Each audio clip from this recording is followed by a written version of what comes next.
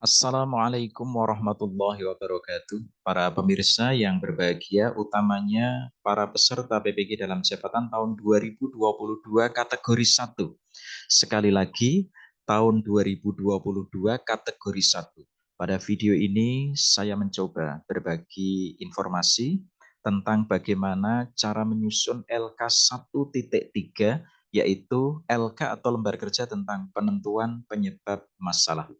Semoga video ini bermanfaat dan semoga saudara dapat lulus sukses. Amin ya robbal alamin. Baik, para peserta yang berbahagia, eh, langkah dari LK 1.3, maaf LK 1.3 ini berada di langkah ketiga ini, ya. Namanya langkah penentuan penyebab masalah. Yang ini ada pada mata kuliah pendalaman materi atau aktivitasnya disebut analisis materi berbasis masalah, literasi, numerasi, dan odds. Ya. Di langkah ketiga ini diselesaikan di dalam 3 hari atau 19 jam pelajaran. Ya.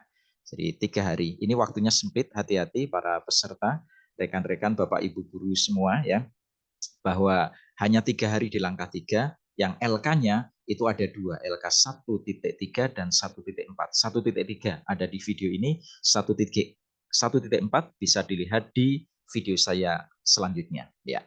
Nah, apa yang dilakukan selama 3 hari di langkah ketiga ini, selama 19 JP ini? Menurut Juknis PPG dalam jabatan tahun 2022 kategori 1 yang diterbitkan di Jen GTK, ini aktivitasnya. Saya cepat saja, nanti saya tampilkan dengan tampilan yang lebih baik. Ya. Ini yang saya janjikan. Maksud saya tampilan yang lebih baik. Hari ke-10, hari ke-11, hari ke-12. Yang dilakukan di hari ke-10 adalah satu, mendiskusikan atau mencari akar penyebab dari beberapa penyebab masalah yang telah diidentifikasi, problem and cause sharing. Lalu yang kedua, mengklasifikasikan atau mengelompokkan atau mengkonsultasikan penyebab masalah yang telah diidentifikasi. Ini di hari ke-10. Ya. Lalu ini intinya ya, di hari ke-11 mempresentasikan. Di hasil diskusi di hari ke-10 itu dipresentasikan di hari ke-11. Lalu di hari ke-12 ini menentukan kesesuaian antara masalah yang telah diidentifikasi dengan akar penyebabnya. Ya. Lalu berikutnya menentukan masalah minimal 2 yang paling sesuai dengan tugas keseharian guru dan akar penyebabnya. Saudara pemirsa, perlu saya ingatkan ini, mohon maaf ya, dilarang copy, karena saya melihat para YouTuber mengambil, mengkat, lalu menyambung-nyambung begitu. Saya khawatir pemirsa menjadi kehilangan makna dengan cara cut, lalu disambung, cut, disambung begitu. Jadi saya mohon untuk tidak mengcopy video saya, memotong lalu disambung dengan yang lain, karena saya khawatir itu justru akan menyesatkan peserta. Ya, semoga tidak ada yang melakukan seperti ini. Ya, baik. Di hari ke-10 ini yang harus kita dikerjakan oleh peserta adalah LK 1.3, yaitu penentuan penyebab masalah. Lalu di hari ke-12 adalah LK 1.4, yaitu masalah terpilih yang akan diselesaikan. Clear ya, saya kira ya. Nah, LK 1.3 itu bentuknya seperti ini. Ada kolom nomor, ada kolom hasil eksplorasi penyebab masalah, ada akar penyebab masalah, ada analisis akar penyebab masalah. Di dalam juknis disampaikan bahwa di LK 1.3 penentuan penyebab masalah ini berupa hasil review lembar kerja hasil penentuan penyebab masalah dengan indikator penyebab masalah yang paling mendekati terhadap konteks yang dihadapi guru, kelas atau sekolah serta alasan. Itu ya. Nah, ini rubrik penilaiannya. Pokoknya kerjakan semua kolom hasil eksplorasi penyebab masalah, akar penyebab masalah, dan analisis akar penyebab masalah dengan bahasa yang baik dan benar. Jadi kerjakan semua, jangan ada yang kosong. Ya. Kita menuju ke poin 4 pasti. Ya. 4 poin ini yang kita tuju agar bisa maksimal nilainya. Nah, kalau saudara peserta, ibu bapak peserta PPG, download di LMS tentang LK 1.3 akan memperoleh form seperti ini, kolom nomor, kolom hasil eksplorasi penyebab masalah, lalu kolom akar penyebab masalah, lalu kolom analisis akar penyebab masalah. Kerjakan semua kolom ini agar memperoleh nilai tertinggi, yaitu 4. Ya. Nah, Kolom pertama kita lewati, nomor saja ya. Kolom kedua, hasil eksplorasi penyebab masalah diambil dari LK 1.2 tentang eksplorasi penyebab masalah. Jadi tinggal ambil dari LK sebelumnya 1.2 ya. Nah, contoh ya di LK 1.2 itu kemarin kita mengerjakan seperti ini. Ya, seperti ini. Ini tidak full, tidak apa-apa, ini saya potong karena yang digunakan adalah yang ini. Ya.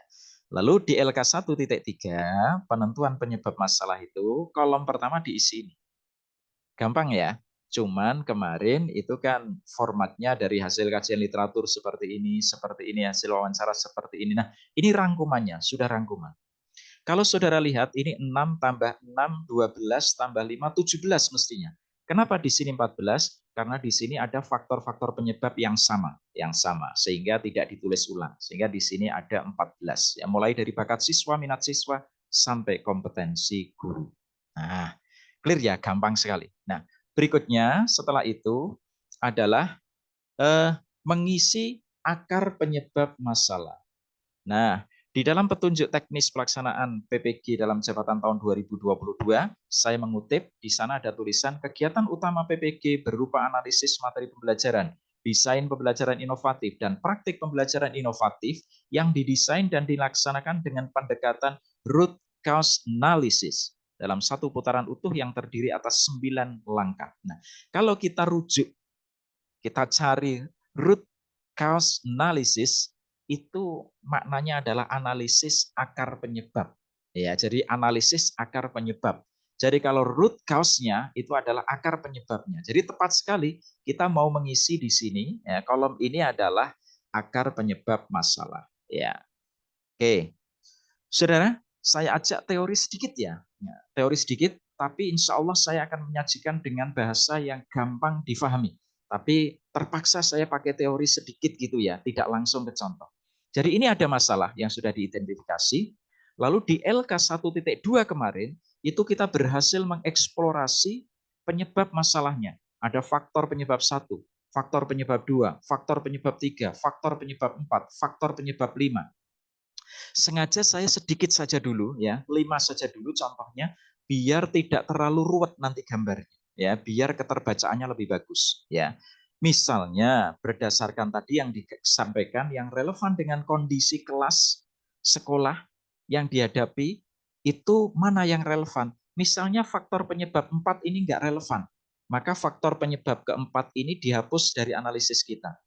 Berdasarkan telaah teori memang ada faktor penyebab 4. Tetapi ketika kita cocokkan dengan kelas kita, faktor penyebab 4 itu enggak ada, enggak terjadi di kelas kita.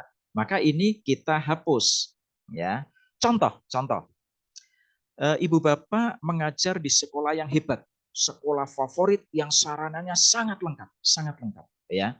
Lalu berdasarkan telaah teori itu motivasi siswa itu bisa rendah karena sarana prasarananya yang tidak oke. Secara teoretik memang ada itu, tapi karena di tempat bapak ibu mengajar sarana prasarana itu enggak masalah, sekolahnya hebat, ya favorit, sarananya lengkap, maka ini ya jangan dijadikan sebagai faktor.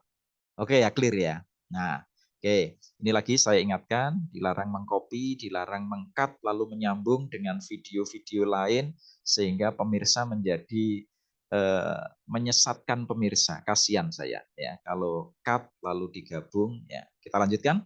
Nah, setelah itu kita cari ya, setelah ini kita hilangkan tadi ya, lalu kita cari di antara faktor penyebab yang kita eksplorasi itu sebetulnya faktor mana sih yang merupakan akarnya. Jadi akarnya. Akar itu maksudnya apa? Dia yang menyebabkan timbulnya penyebab lain. Saya ulang ya. Faktor itu yang menyebabkan timbulnya faktor penyebab lain. Ya, misalnya faktor 1 itu menyebabkan timbulnya faktor penyebab yang kelima. Misalnya ternyata faktor penyebab 1 itu dipengaruhi oleh faktor penyebab yang kedua. Misalnya faktor penyebab 1 itu juga dipengaruhi oleh faktor penyebab yang ketiga. Faktor penyebab yang ketiga ini juga mempengaruhi faktor timbulnya faktor penyebab kedua. Juga faktor penyebab 3 ini ternyata menyebabkan timbulnya faktor penyebab 5. Nah, ini ternyata seperti ini. Kita pakai logika ya. Sehingga kita ketemu berarti akar masalahnya terletak di faktor penyebab yang ketiga ini. Kalau ini sembuh, harapannya faktor kedua sembuh, faktor kelima sembuh, faktor ke-1 sembuh. Nah, itu yang disebut akar masalah itu seperti ini. Jadi akar masalahnya ada di faktor penyebab 3. Clear ya? Mudah sekali ya ditangkap ya. Nah, Ibu Bapak, sebetulnya cara menentukan mana faktor akar masalahnya itu, kalau cara yang betul itu tentu pakai permodelan statistik ya, pakai permodelan pengujian begitu. Tetapi di sini saya kira tidak, kita pakai logika saja. Ya, saya beri contoh ya. Kalau misalnya di sini ada cara mengajar guru, yang di sini cara mengajar guru, di sini motivasi siswa. Kan nggak mungkin toh motivasinya yang mempengaruhi cara mengajar, kan nggak mungkin.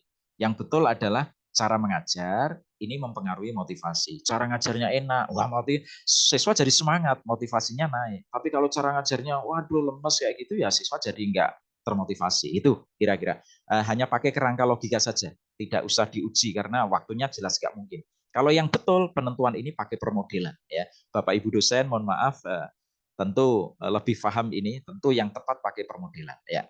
Nah, sekarang saya pakai contoh ya. Masalahnya saya pakai yang kedua ya, karena kalau yang motivasi rendah sudah sering dipakai.